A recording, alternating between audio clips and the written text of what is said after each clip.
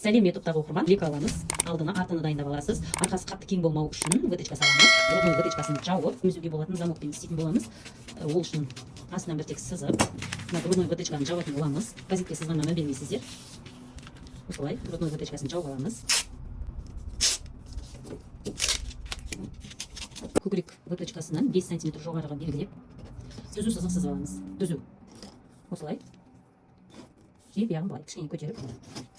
Тура осы жерінде біз замок қоятын боламыз, емізуге арналған и планкасымен түзу осыны кесіп алатын боламыз. Бұл жоғарысы алдының, мынау ал етек жағы. Материалыңызды, трикотажный материал болса, бір рет үтіктеп алыңыз, оң терісін белгілеп, кромкасын кесіп тастайсыз, жанындағы кромкасын кесіп тастайтын боласыз. Мен уже кесіп тастап алдым. Жалдың оңы, мынау тескерісі, бойы, мынау ені. Осылай бүктеп алдық, дайындап алған лекаламызды қойып, қиып алатын боламыз. Ол алды кең болуын қалады, алдыңғы жағы прям төгіліп тұру керек, и арт жағы қаншалықты кең қылуымызға байланысты. Өте қатты кең қылғыңыз келсе, прям осылай қисаңыз болады. Мен қатты кең істемеймін, орта кеңдікте жасаймын. Осылай қойып, белі сызығын белгілеп алыңыз. Міндетті түрде бел сызығы керек болады сізге. И осылай. Кішкене беліне кіргіздік, кішкене болса да белі білініп тұру үшін мына жерге сантиметр запас қоясыз. И 1 сантиметр запас қоясыз, белгі көп запастың керегі жоқ. Белден пәсіні бірінші өлшеміңізге қарап, қандай длина сізге керек, соны белгілеп аласыз. Етек жағына белгілеп, белден төмен сізге қандай ұзындық керек, соны белгілеп, өлшеп сызып аласыз. И жанынан қанша кеңдікте қосасыз, мен көп қоспаймын, өзінің бабындай қыламын. Бұны сызып алдым, мен қатты кең қылған жоқпын, өзіңіздің еркіңізде қатты кең қылғыңыз келсе, можно еще добавить бөкседен. Бұның өзі де средний кеңдікте болады. Қазір қиып алатын боламыз.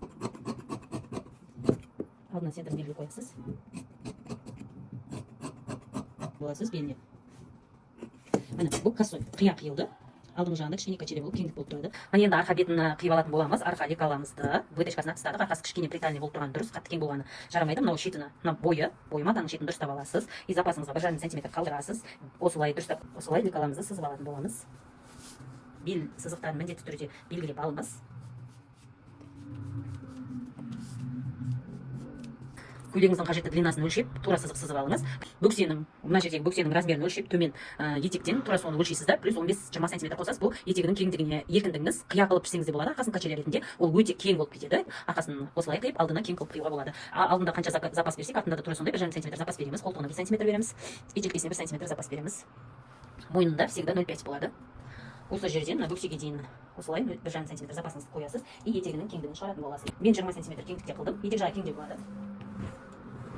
Осы тап белден белгілеген жеріңізден юбканың, көйлектің етегінің длинасын дұрыстап өлшейсіз. Ол кішкене көтеріледі. Арқа выточкаларын белгілеп аласыз 1 см. И сосын сызып аласыз. Осылай арқа выточкасына сызып алыңыз. Выточканы арт жаққа өткізу үшін ең оңай әдіс осылай. Булавкаларды қыстырасыз осылай. И сосын қиып алатын боламыз.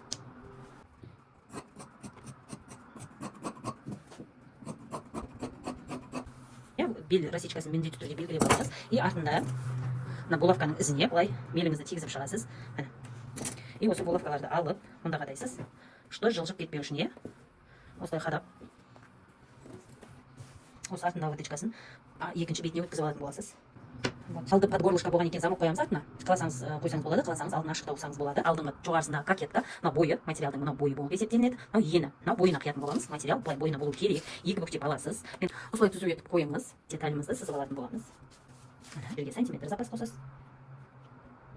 Бұл жерге тоже сантиметр запас қосасыз. Алдынан 0,5. Но біз алдына кішкене 1,5 см түсіреміз. Алдына кішкене шамалы оятын боламыз. Мойны тақалып қалмау үшін. Ұзын қиып алатын боласыз.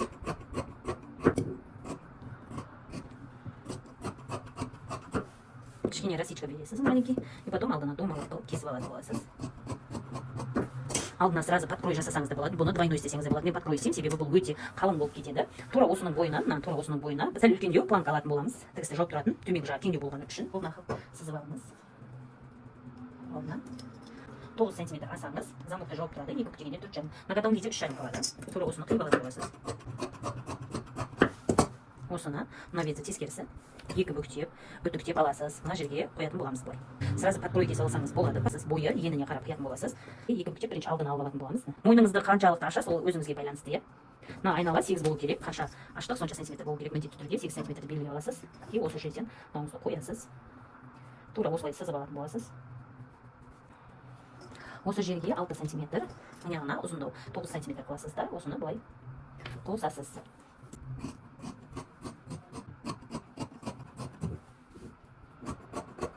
и росичка беріп қоясыз. Оған дублерін жабыстырып аласыз. Артқы детальда замок болғаны үшін ортада тікіс болады. Осылай екі бүктейсіз и мынаны осылай қоясыз. Тура осылай қойып, сызбай қиып алсаңыз болады. Енді мына жерін алдындағы размерге дұрыстап 6 см қоясыз.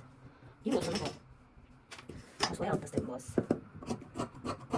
Маған дублерін жабыстыратын боламыз. Міне енді қазір біз тігіп алатын боламыз. Мынау екі бүктеп, үтіктеп бір тігіс түсіріп аласыз да, и центрін белгілеп аласыз. Мына алдыңғы деталіміз, алды. Бұл мынау тескесі, мынау оңынан тура осыны просто так тігіп аласыз. Центріне қойып, екі жағынан шамал шығып тұрсын. Ол бізге керек болады, 1 сантиметрде тігеміз, потому что бұл жерге біз замок қоямыз. Үлкен шовта бастырып аламыз пока. Бұның астында замок тұрады. И мына бетін тоже осылай тігіп аласыз. Бұның астына замок қоямыз, мына жерді, сосын мынаны көйлектің мына жоғары жағын, мына жағына оверлок жасап алыңыз. Мына жерге дублерін жабыстырып алыңыз. 2 см дублерін жабыстырып оверлок қыласыз. Мынаны оверлок қыласыз. Мен оверлокты көрсетпеймін, артқы бөлігіміз бар ғой. Ортадағы сызықты бірінші тігіп алатын боламыз. Қанша запас қойдыңыз, сонша запастан бастап бір тегіс. Бұны уже майда шовта тіге беріңіз.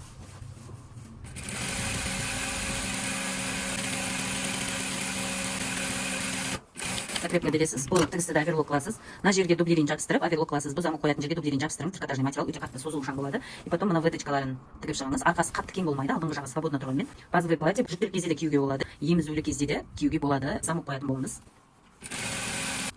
Закрепка бермейді выточкада. Шамал ұзын қылып тастайсыз. Никогда выточкада закрепка бермейміз. Закрепка берсең шайнап қалады. Басында да осылай жіпті шамал күптеу қоясыз да былай. Просто түйнеп қоясыз, жағын былай түйнейсіз. Бұны қазір мен мына жеріне дублерін жабыстырып оверлок қыламын, ортасына оверлок қыламын, екі жағын былай үтіктеп, мынаны үтіктеп келетін боламын. Міне жаңағы тіккен жерімізді оверлок қылып алдық. Міне бұл алдында тұрады. И мына жағына дублерін жабыстырып, бұнысында оверлок қылып алдық. Қазір бұны центрінен замок қоятын боламыз. Замокты екі жаққа қаратып қоямыз былай. Екі жаққа қаратып қоямыз, чтобы ыңғайлы. Қазір бірінші алдына тігетін боламыз, замогымызды дайындап аласыз, потайной замок и центрін белгілеп аласыз. Міне дайындап алдық, потайной замогымызды ашып аламыз, замокты өзіне қаратамыз. Мынау несіні кішкене өткіземіз былай бір-біріне шамалы. И сосын осы жерден бастап тігетін боламыз. Мына екеуі бірдей болып тұру керек, хорошо?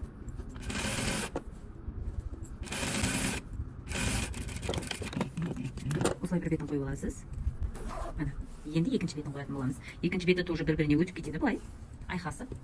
Мына былай өткізіп жібереміз. Осылай прям осылай болып тұрады. Мынаусын былай қайыстырып кіргізіп жібересіз артына. Осылай. И мынаусын осы жағына қоятын боласыз. Мына. И тоже осылай. Кішкене қайырып қоясыз.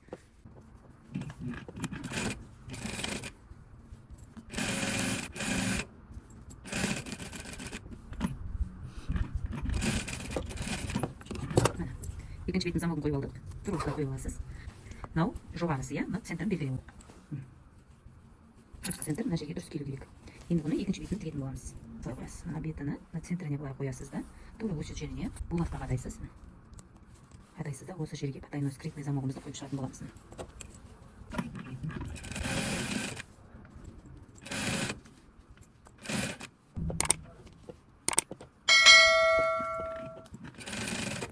Осылай. Оңында замокты былай жабасыз. Үстінде былай түсіп тұрады. Скрытый замок не видно болады. Екінші бетінде тап солай тігетін боласыз. Замокты ашып аласыз. Екінші бетін жап қоясыз уже. Былай. Несіні, тіліні былай қайырасыз да. Осы жерден закрепті бересіз осылай. И тура осы жерге замокты қойып шығасыз. Мына тігістен шығып кетпеу керек, мына тігістен бек қарап шығып кетпеу керек. Тігістің өзінде қалдырып істейтін боласыз. Қатты жақын апаруыңыз шарт емес, потому что ана көрінбейді. Замокты қойып алдық. Енді бұны былай үтіктеп аламыз қазір. Міне достар, үтіктеп алдық. Астында замогымыз даже көрінбейді, емізгенде де өзіңізге де не комфортно болмайды. Міне артығымен алу керек деген себебі міне. Мынаны артығымен алғаныңыз дұрыс. Мына жерден болғанда дұрыс болмай қалатын еді. Мына артығымен алғаныңыз мынаны жауап кетеді. Енді біз былай істейміз. Мына жерде тігіс болғаны үшін замокты шамалы кіргіземіз ашып. Мына осылай кіргізесіз, мына былай бір-біріне қойып, мына клапанды бастырып тігіп қоясыз аха. 1 см шов беріп қоясыз былай. Закрепка жасайсыз и осылай. И мынаны артығын алып тастайсыз. Мынау жеңнің астында қалып қояды, мынау астында тұра береді. Екінші бетінде тап солай істеп алатын боласыз. Енді мойнына тігіп алатын боламыз. Мына центрін белгілеп аласыз. Осылай центріне қойып, булавка қадайсыз. Тап осылай ортасынан на лапку тігетін боласыз. Қалай жатады, солай қойып, на лапку тігесіз. Қолда тігіп алсаңыз да болады, булавкамен қыстырып алсаңыз да болады. Сізге қалай удобно, солай істеп алыңыз. Енді мына бетін тігетін боламыз. И на лапку тігесіз.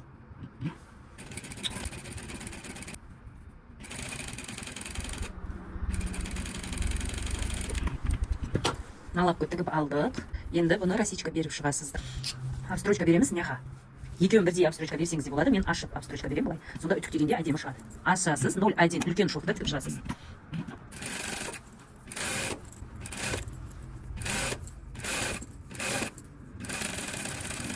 Осылай обстрочка бердік міне. Обстрочка берді. Енді былай үтіктейтін боламыз. Алды дайын болды. Артына замок қойып алатын боламыз. Односторонний лапкада қоятын боламыз. Ашамыз, потайной замок. Оңына қоясыз. Үтіктеп сындырып алған жеріңізге осылай қойып, несіні құлатасыз былай. Құлатасыз. И осыған тақап, односторонний лапкада жүретін боласыз.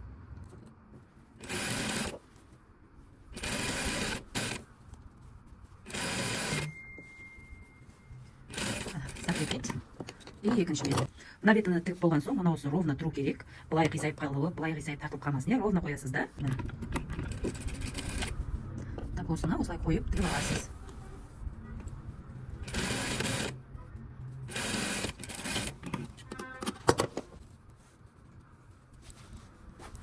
Вот. Енді замок қойдық. Былай жауып қоясыз. Дайын. Енді подкрой тігетін боламыз. Мен бір бетіні қойып алдым. Тура осылай қоямыз, әзір көрсететін болам, я? Осылай қоятын боласыз. Бірінші замокты былай, мына жағына, оңына қойып тігіп алатын боласыз, бірдей қылып.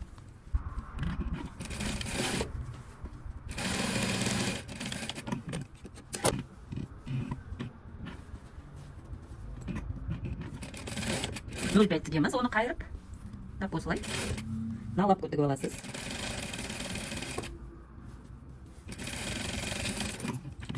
Мына жағына тігесіз. Мына жағаны қосып тігесіз. И сосын мынаны қайырып, мынау несіні былай бүктеген жеріңізді қайырып, осы жерден мына лапқа тігесіз. И сосын росичка бересіз. Әр жерден. Тігіске жетпейді, міне тігіске жетпейді росичкаңыз. И ашып, осылай ашып, подкрой жағына мына лапқа жүресіз. 0,1 жүресіз. Подкрой жағына 0,1 шов бересіз. Обстрочка деп айтылады, обстрочка бересіз. Замокқа қатты жеткізбейсіз, замоктың алдына жетпейді негізі. Осылай. Мына замогын енді арқасынан үтіктеп аласыз. Міне достар, біз үтіктеп алдық. Үтіктеп, арқасынан көрсетейін. Үтіктеп аласыз. Артық жіптеріңізді кесіп тастайсыз. Желкесін тігетін боламыз. Замогы бар жағы алды. Мынау арты. Оңына қоясыз. Желкесін біріктіресіз. Тігісіне түсу керек. Булавка қадаймыз. Осылай 1 см тігеміз. Осылай 1 см тігеміз. Ровно тігісіне түсу керек. Ровно. Олай бір сыз болып тұру керек. Мынау қосылған жерін алып тастайсыз. Сүй жер қопалды тұрмау үшін. Мына жерге жеткізбейсіз. Кішкене қалады. Бір осылай алып тастайсыз. Оверлок қыламыз. И үтіктейміз. Енді екінші желкесін тура солай тігесіз. Оверлок қылдым. И үтіктеліме арқаға қарап. Алдыңға емес, арқаға қарап. Енді осыны тура бүктелген жерден аласыз да, осылай. Осы жағынан желкеменен подкройды бірге тігіп қоясыз. Жабыстырып, закрепка беріп. Осылай. Енді бұл көтерілмейді. Желкесін тігілді. Енді екі жанын тігетін боламыз. Беліндегі росичкасына қойып аласыз. Булавка қадап, тура осыны 1,5 см запас қойғанбыз. 1,5 см деп тігетін боламыз. Закрепка береміз. И тігетін боламыз.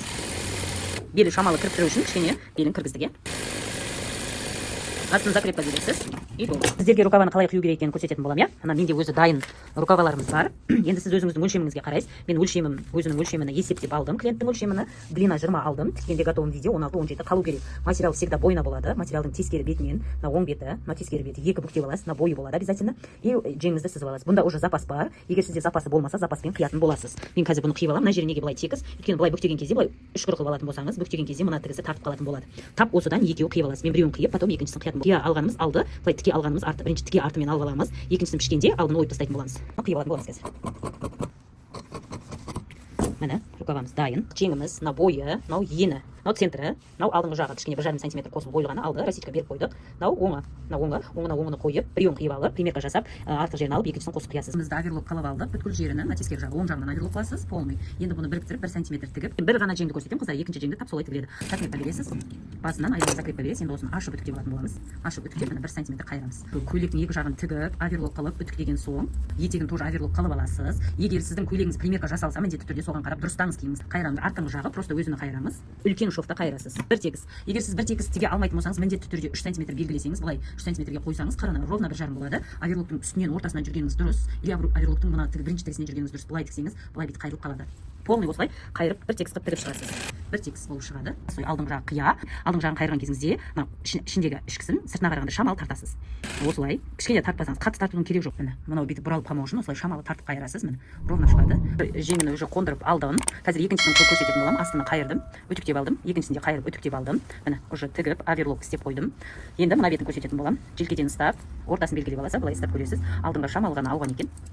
Иногда алмайды, иә қыздар. Сосын мына тігісті сол жерге қоямыз. Отстрочка жасайсыз үлкен шовта. Енді осыны шамалы тартасыз. Көп емес, жай ғана слегка сборка қылып тартасыз, потому что төбеде сборкасы жоқ. Сборкасыз тігуге болмайды, қыздар, жең ішіне кіріп кетіп қалады. Тап осылай, мына желкедегі тігіс, осы желкедегі тігісімізге мына ортадағы расичканы қоямыз. Міне, ортадағы расичканы қойып, осы жерге булавкаға да баласыз. Енді мынау жаңағы белгілеген жеріңіз, сол жерге жеңнің біріктірген жеріміз бар ғой, жеңді былай қойып аласыз. Қоясыз да, тура осы жерден 0,7 1 сантиметрде тігесіз. Қанша запас қалдырыңыз, сонша тігесіз. Осы жерде тігіп аласыз жеңді.